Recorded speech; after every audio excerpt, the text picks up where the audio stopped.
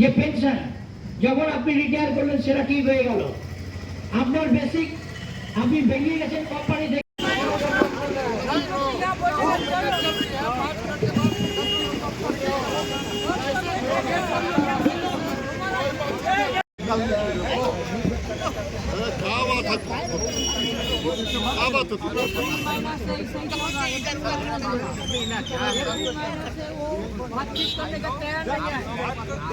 ব্যবস্থাও করেছি, আপনারা কেউ যাবেন না যতক্ষণ পর্যন্ত আমাদের এটা শেষ হচ্ছে, কারণ আমরা বারবার তো আসতে পারবো না।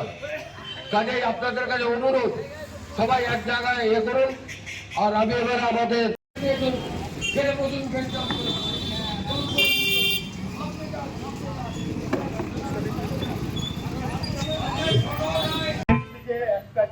উপস্থিত হয়েছে সমস্ত এরিয়া থেকে, ইসিএলের যত এরিয়া থেকে আমাদের উপস্থিত হয়েছে সমস্ত যারা রিটায়ার্ড করেছেন, রিটায়ার্ড এমপ্লয়িজরা এখানে এসছেন বিভিন্ন দাবি দাওয়া। তার মূল দাবি হচ্ছে তারা যে সমস্ত লিখিতভাবে যে ডিসিশন হয়ে আছে সেই ডিসিশনের বিরোধিতা করছে ইসিএল ম্যানেজমেন্ট, বিশেষ করে পার্সোনাল ডিপার্টমেন্ট। এত অত্যাচার, এত অত্যাচারিত হচ্ছে, এত নেগলেক্টেড হচ্ছে। তারা যখন যায় কোনো অফিসে, সেই অফিসে তাদেরকে বসাতে দূরে কথা, তাদেরকে এত হেয় করে, অসম্মান করে, এবং তার প্রতিবাদে আমরা কিন্তু এখানে জমায়েত হয়েছি। আমরা বলতে চাইছি যে আজকে এই সমস্ত শ্রমিক কর্মচারী যারা অফিসারবৃন্দ, যারা একসময় এই কোম্পানিকে দাঁড় করিয়েছেন, যার দাঁড়াতে এখানে আজকে 2.5 লাখ, 3 লাখ, 4 লাখ টাকা বেতন পাচ্ছেন, তারা কিন্তু আজকে পেনশন পায়। আমাদের যারা কর্মচারী আছে তাদের মাত্র 100 টাকাও আছে, 2000 টাকাও আছে। এই ধরনের কর্মচারীরা তাদের দাবি দেওয়া নিয়ে এখানে এসছে। আমরা ওদের কাছে পরিষ্কার বলতে চাই যে আমাদের যে হক, আমাদের যে দাবি, সেটা ন্যায্য দাবি, এবং এই দাবি থেকে আমরা কোথাও নড়তে হবে না। আজকে আমরা এখানে বাধ্য হয়ে আমরা এখানে বসছি। এখানে এত বয়স্ক লোকরা যারা এসছেন তারা নিজের স্বেচ্ছায় আসেনি, তাদেরকে বাধ্য করা হয়েছে। এবং এই বাধ্যতামূলক আমরা চেয়েছি যে আমরা ডিপির সঙ্গে বা সিএমডির সঙ্গে দেখা করব। যদি দেখা না করে তো আমাদের যা পরবর্তীকালে আমরা অ্যাকশন নেওয়া, সেটা এমন।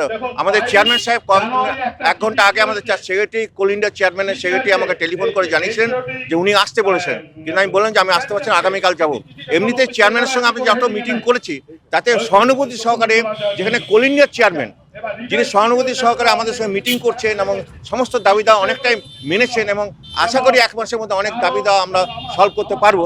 তার মধ্যে একটা তো সব থেকে বড় সলভ করলেন, যেটা 25,000 টাকা দীর্ঘদিন ধরে চলে। আপনারা ভাবুন তো যে একটা দুজন মানুষের চিকিৎসা করার জন্য বছরে 25,000 টাকা মাত্র দিচ্ছে। সেই 25,000 টাকাটা 8 লাখ টাকা খরচা করতে 32 বছর তাকে বাঁচতে হবে।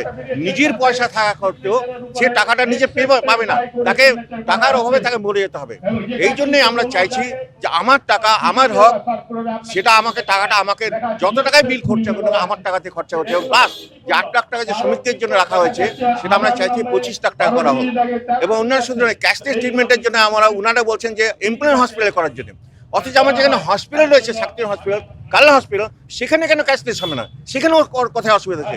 কেন আর ডিসপেন্সারিতে যেই না আমার কর্মচারী জেনে তার ট্রিটমেন্ট করাতে পারবে না? কেন তার মেডিকেল বিল সেটা পাস হবে না? এই যে যারা করছে, অন্যায় করছে, শুধু তাই নয়, এই লোককে ছোড়া করে যারা বলছে না, যে 4 তলার উপরে জেনে 4th ফ্লোরে যেয়ে তাকে যেতে হচ্ছে, তাকে জেনে স্যার একটা কাগজ খুলে দিয়ে তাকে বলা হচ্ছে না আপনি কাগজটা দেননি, তার কোনো রিসিভিং সিস্টেম নেই।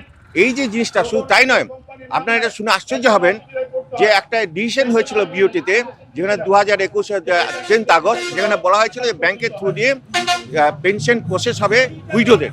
সেটা কিন্তু এখনো পর্যন্ত কিন্তু ওরা ডিসিশন এখনো পর্যন্ত নেয়নি। ছোট বিষয়, কোনো কাগজে কলমে করতে হবে, রিভাইজ পিপিও, সেই কাগজটা অর্ডার হয়েছে। কবে অর্ডার হয়েছে? 2021-এ চেয়ারম্যান অর্ডার করেছেন। এখানকার অধিকার, এখানে যারা ডিপি সাহেব আছেন, ম্যাডাম আছেন, তারা একটা নোডাল অফিসার করলেন না, অথচ সমস্ত কোম্পানির নোডাল অফিসার হয়েছে। এখানে আলাদা নিয়ম।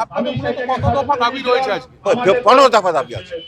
15 দফা দাবির মধ্যে আমাদের যেমন পেনশন এনহান্সমেন্টের ব্যাপার আছে, মেডিকেল ইস্যুস যেমন এনহান্সমেন্টের ব্যাপার আছে, তেমনি রিভাইজ পিওর ব্যাপার আছে, উইডো পেনশন যেটা হ্যাসেল ফ্রি উইডো পেনশন হয়, ক্যাশলেস ট্রিটমেন্ট হয়, হসপিটালে করতে হবে এবং ডিসপেন্সারিতে করতে হবে। এই দাবিতে আমরা করতে চাইছি এবং আমরা বলেছি, অ্যাডভান্স ইনফরমেশন দিয়েছি। সেই অ্যাডভান্স ইনফরমেশন যদি আমরা না পাই, যদি না মিটিং করতে পারি, তো আমরা পরবর্তী অ্যাকশন নেব।